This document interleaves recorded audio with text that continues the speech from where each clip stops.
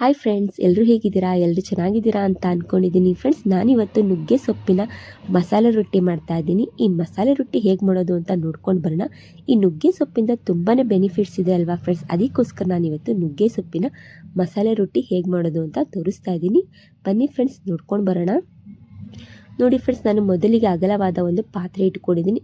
ಒಂದು ಬೌಲ್ ಅಷ್ಟು ನಾನು ಅದಕ್ಕೆ ಅಕ್ಕಿ ಹಿಟ್ಟನ್ನ ಹಾಕ್ಕೊಳ್ತಾ ಇದ್ದೀನಿ. ನೆಕ್ಸ್ಟ್ ನೋಡಿ, ನಾನು ಕಲಿಸ್ಕೊಳ್ಳೋದಕ್ಕೆ 2 ಈರುಳ್ಳಿನ ಹೆಚ್ಚಿಟ್ಕೊಂಡಿದ್ದೀನಿ. ಆಮೇಲೆ ಒಂದು ಬೌಲಷ್ಟು ನುಗ್ಗೆ ಸೊಪ್ಪನ್ನ ತೊಳೆದಿಟ್ಕೊಂಡಿದ್ದೀನಿ. ನೋಡಿ, ತುಂಬ ಚಿಕ್ಕದಿದೆ, ಎಳೆ ಎಳೆಯಾಗಿ. ಆಮೇಲೆ ನೋಡಿ, ಒಂದು ಕ್ಯಾರೆಟ್ನ ತುರಿದಿಟ್ಕೊಂಡಿದ್ದೀನಿ. ಇವಾಗ ನಾನೀಗ ಅಕ್ಕಿ ಹಿಟ್ಟೊಳಗೆ ಹಾಕ್ಕೊಂಡು ಮಿಕ್ಸ್ ಮಾಡ್ಕೊಳ್ತೀನಿ ಎಲ್ಲನೂ. ತುಂಬ ಒಳ್ಳೆಯದು ನುಗ್ಗೆ ಸೊಪ್ಪಿಂದ ನಾವು ಏನಾದರೂ ಮಾಡ್ಕೊಂಡು ತಿಂತಾಯಿದ್ರೆ ತುಂಬ ಒಳ್ಳೆಯದಿದು, ಆರೋಗ್ಯಕರವಾದದ್ದು ನುಗ್ಗೆ ಸೊಪ್ಪು.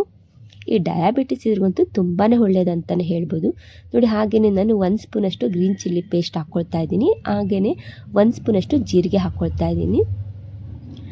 ಆಮೇಲೆ ರುಚಿಗೆ ತಕ್ಕಷ್ಟು ಉಪ್ಪು ಹಾಕ್ಕೊಳ್ತೀನಿ. ಇವಾಗ ನೋಡಿ, ನಾನು ಕಲಿಸ್ಕೊಳ್ಳೋದಕ್ಕೆ ನಾನು ತಣ್ಣೀರನ್ನ ಯೂಸ್ ಮಾಡ್ತಿಲ್ಲ. ನಾನು ಬಿಸಿನೀರನ್ನ ಉಗುರು ಬೆಚ್ಚಗೆ ಕಾಯಿಸಿಟ್ಕೊಂಡಿದ್ದೆ, ಅದನ್ನೇ ಹಾಕ್ಕೊಳ್ತಾ ಇದ್ದೀನಿ.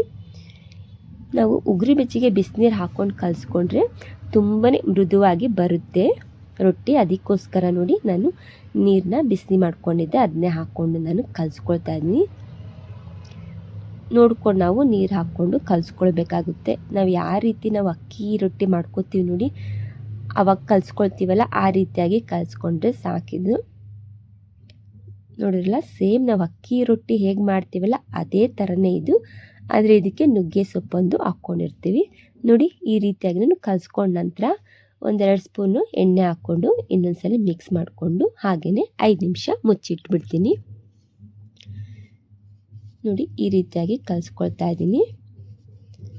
ತುಂಬಾ ಈಸಿಯಾಗಿ ನಾವು ಬ್ರೇಕ್ಫಾಸ್ಟ್ಗೆ ಮಾಡ್ಕೊಳ್ಬೋದು ನಾವು.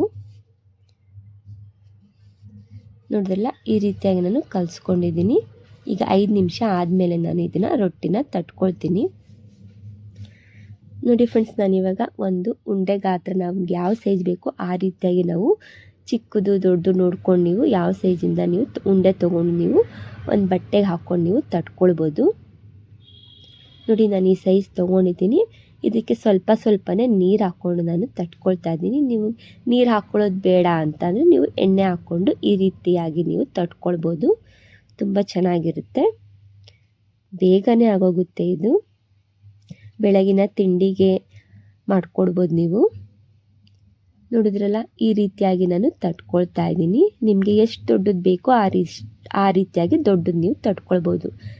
ಇವಾಗ ನೋಡಿ, ನಾನು ತೇವಿನ ಕಾಯಕ್ಕೆ ಇಟ್ಕೊಂಡಿದ್ದೆ ಗ್ಯಾಸ್ ಮೇಲೆ, ಅದು ಕಾದಿದೆ. ಇವಾಗ ನಾನು ಒಂದು ರೊಟ್ಟಿನ ಹಾಕ್ಕೊಂಡಿದ್ದೀನಿ ನೋಡಿ. ಇವಾಗ ನಾವು ಮೀಡಿಯಮ್ ಉರಿ ಇಟ್ಕೊಂಡು ಬೇಯಿಸ್ಕೊಳ್ಬೇಕಾಗುತ್ತೆ. ಇದು ಸ್ವಲ್ಪ ಬೇಯಲಿಕ್ಕೆ ಟೈಮ್ ಬೇಕು. ಫಸ್ಟ್ ಇದು ರೊಟ್ಟಿ ಅಂತೂ ಬೇಯೋಕ್ಕೆ ಸ್ವಲ್ಪ ಟೈಮೇ ಇಟ್ಕೊಳ್ಳುತ್ತೆ, ಬೇಗ ಬೇಯೋದಿಲ್ಲ. ಇವಾಗ ನೋಡಿ, ಇದಕ್ಕೆ ನಾನು ಸ್ವಲ್ಪ ಎಣ್ಣೆ ಹಾಕ್ಕೊಳ್ತಾ ಇದ್ದೀನಿ. ಈಗ ಸ್ವಲ್ಪ ಬೇಯಲಿ ಅಂತ ಹಾಗೆಯೇ ಬಿಟ್ಕೊಂಡಿದ್ದೆ. ಈಗ ಸ್ವಲ್ಪ ಬೆಂದಿದೆ ನೋಡಿ. ಈಗ ನೋಡ್ಕೊಂಡು ನಾನು ಉಲ್ಟಾ ಮಾಡಿ ತಿರುಗಿಸ್ಕೊಳ್ತೀನಿ. ನೋಡ್ಬೋದು ನೀವು ಯಾವ ರೀತಿಯಾಗಿ ಬೆಂದಿದೆ ಅಂತ. ನೋಡಿದ್ರಲ್ಲ, ಈ ರೀತಿಯಾಗಿ ಬೆಂದಿದೆ.